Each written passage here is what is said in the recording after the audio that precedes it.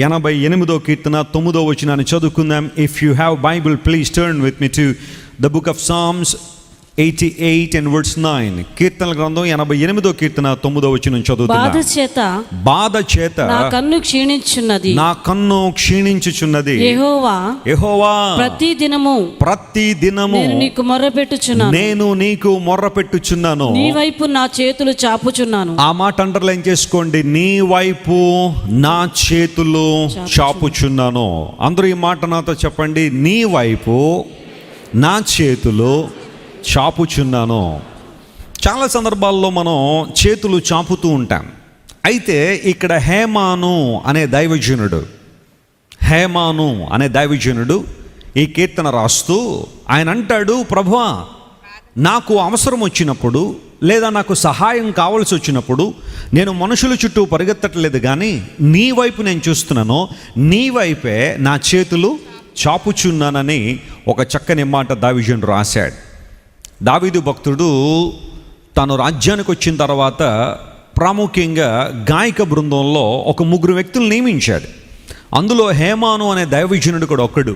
ఇతని గురించి ఇవ్వబడిన ఒక మంచి ఇంట్రడక్షన్ ఏంటంటే ఎజ్రాహీడ్ అనే హేమాను అనే బైబిల్లో ఉంది. ఇతనికట 17 మంది పిల్లలట. చెప్పండి ఎంతమంది? 17. మామూలుగా కాదు, 17 మంది పిల్లలు. అయితే విచిత్రం ఏంటంటే పిల్లలందరినీ కూడా దేవుని సేవలోనే పెట్టాడు ఈయన. దేవుని ఆరాధించడానికే, దేవుని స్తుతించడానికే. నేను అనుకుంటాను హేమాన్ గారిలో ఉత్సాహం ఏంటంటే, ప్రభు ఇంకొక 20 మందిని ఇచ్చినా కానీ వాళ్ళని ఎక్కడో చోట అడ్జస్ట్ చేసేద్దునయ్యా దేవుని సేవలో అని చెప్పి హేమాన్ గారు అనేవాడేమో. దేవునికి తన్ను తాను సమర్పించుకోవడం, తన బిడ్డలు కూడా దేవుని సేవలో వాడబడాలని కోరుకోవడం, ఇది ఎంత అత్యుత్తమైన కోరిక మీరు ఆలోచించేయండి. మన పిల్లలు డాక్టర్లు అవ్వాలనుకుంటాం, ఇంజనీర్లు అయిపోవాలనుకుంటాం, మంచి బిజినెస్ ఆంటర్ప్రీనర్స్ అవ్వాలనుకుంటాం, ప్రపంచ ప్రఖ్యాతిగాంచిన సెలబ్రిటీస్లో మా పిల్లలు ఉండాలని కొంతమంది ఆశిస్తారు. That's okay. కానీ అన్నిటికన్నా ప్రాముఖ్యంగా, ప్రభువా నా పిల్లల ద్వారా నీ నామము మహింపరచబడాలయ్యా, నా పిల్లలు నీ చిత్తాన్ని నెరవేర్చువారుగా ఉండాలి, వారి యవ్వన కాలంలో నిన్ను మహిమపరచువారుగా ఉండాలని నీ పిల్లల కోసం ఎప్పుడైనా ప్రార్థన చేసావా? అలాంటి ప్రార్థన చేసే అనుభవం ఎదుగుతున్నావా? హేమాన్ అనే దైవజనుడు తన మాత్రమే దేవుని ఆరాధించడం మాత్రమే కాకుండా తన బిడ్డలందరినీ కూడా దేవుని స్తుతించే వారికి సిద్ధపరిచాడు. ఇలాంటి హేమాన్ అనే మాటకు నమ్మకస్తుడు అని అర్థం. చెప్పండి, హేమాన్ అనే మాటకు అర్థం ఏంటి? నమ్మకస్తుడు, ఫెయిత్ఫుల్. నమ్మకంగా దేవుని సేవించాడు, యథార్థమైన మనసుతో దేవుని ఆరాధించాడు. ఎవరినో సంతృప్తిపరచాలనో లేదా ఎవరినో మెప్పించాలనో ఎవరి ద్వారానో చప్పట్లు కొట్టించుకోవాలనో హేమాను భక్తి చేయలేదు. దేవుడు చూస్తున్నాడు. ఆయన దృష్టిలో యథార్థంగా ఉండాలి, ఆయన దృష్టిలో నీతిమంతుడిగా ఉండాలని హేమాను తన జీవితాన్ని ప్రభువుకి సమర్పించుకుని దేవుణ్ణి ఆరాధిస్తూ స్తుతిస్తూ అంటున్నాడు, నాకు కష్టం వచ్చినప్పుడు లేదా రాత్రి వేళ నేను ఉన్నప్పుడు, రాత్రి అనగా బైబిల్ పరిభాషలో శ్రమకు సాదృశ్యం, ఇబ్బందులకు సాదృశ్యం, మనం ఎదుర్కొంటున్న సవాళ్లకు సాదృశ్యం. అలాంటి స్థితిలో ప్రభువా నేను మనుషుల దగ్గరకో లేదా రాజకీయవేత్తల దగ్గరకో లేదా మరొకరి దగ్గరకో వెళ్ళి నా చేతులు చాపడం లేదో, సృష్టికర్తవని నీ వైపు నా కన్నులెత్తి నా చేతులు ఎవరి వైపు చాపుతున్నానో నీ వైపు చాపుతున్నాను.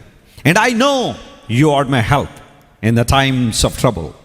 ఆపత్కాలంలో, ఆపద వచ్చినప్పుడు, శ్రమకాలంలో, ఇబ్బందులు వస్తున్నప్పుడు నీవే నా సహాయం అని గుర్తించాను కనుక నీ వైపు నా చేతులు ఎత్తుతున్నాను లేదా చాపుతున్నానని దైవజనుడనే హేమాను ఒక చక్కని మాటను ఇక్కడ రాసుకుంటూ వచ్చాడు. మానవ జీవితంలో ప్రియులారా సమస్యలు అనేవి వస్తూనే ఉంటాయి.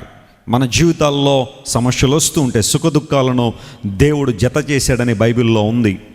కొన్నిసార్లు సంతోషం, కొన్నిసార్లు దుఃఖము, కొన్నిసార్లు ఆశీర్వాదం, కొన్నిసార్లు లేమి, అలాంటి పరిస్థితులు మన జీవితాల్లోకి వస్తూ ఉన్నప్పుడు ఎవరి వైపు మనం చూడాలి? సమస్య వచ్చినప్పుడు, సవాళ్ళు వచ్చినప్పుడు ఎవరి దగ్గరికి మనం పరిగెత్తాలి? బైబిల్ సెలవిస్తూ ఉంది, Lord I would like to lift up my hands toward you.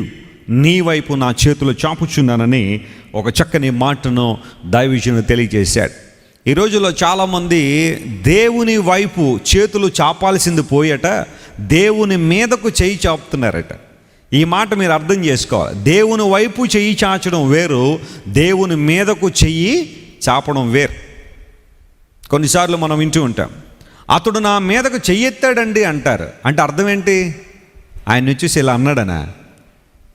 అలా అంటే వందనం చేశాడని అనొచ్చు. లేకపోతే కొంతమంది చూడండి, ఎవరైనా కనబడతారు అనుకోండి, వెళ్తున్నప్పుడు స్కూటర్ల మీద సైకిల్ మీద వెళ్తున్నప్పుడు వాళ్ళకి తెలిసిన వాళ్ళు ఎవరైనా ఉంటే ఇలా అంటారు. ఇలా అంటే అది ఒక వందనం అని, బాగున్నారండి అని, ఏదో మనసులో ఏముందో మనకైతే తెలియదు కానీ ఇలా అంటారు కొంతమంది. అంటే విష్ చేస్తారు. అతడు నా మీదకు చెయ్యెత్తాడని ఎవరైనా అంటే ఇలా అంటాం కాదనమాట. చెయ్యెత్తాడంటే అర్థం ఏంటి? కొట్టడానికి లేదా వారిని ఇబ్బంది పెట్టడానికి, వారి మీద ఏదన్నా ఒక భయంకర పరిస్థితుల్లో వారిని నెట్టేయడానికి నా మీదకి చేతులు ఎత్తారండి అంటారు కొంతమంది. నువ్వు దేవుని సన్నిధికి వచ్చి ఆయన వైపు చెయ్యి చాపే వ్యక్తిగా ఉన్నావా, లేదా దేవుని మీదకి చెయ్యెత్తే వ్యక్తిగా ఉన్నావా? ఒకసారి ఆలోచించేయాలి. మీరు ఇంతవరకు విన్న దైవ సందేశం మరియు దేవుని సేవకులు చేసిన ప్రార్థన మీకు ఆశీర్వాదకరముగా ఉన్నదని విశ్వసించుచున్నాము. ఈ సందేశాన్ని మీ స్నేహితులకు, బంధువులకు షేర్ చేయండి. మీకు ఏదైనా ప్రార్థన అవసరత ఉన్నచో మా ఫోన్ నంబర్లకు కాల్ చేయండి. దేవుడు మిమ్మల్ని ప్రేరేపిస్తే విశ్వాసంతో సాగుచున్న ఈ పరిచర్యను ప్రోత్సహించండి. మరిన్ని వర్తమానాలు, పాటలు వినుటకు జాన్ వెస్లీ మినిస్ట్రీస్ అను మా యూట్యూబ్ ఛానల్ను సబ్స్క్రైబ్ చేసుకొనండి. ప్రభువైన యేసుక్రీస్తు కృప మీకు తోడైండును గాక.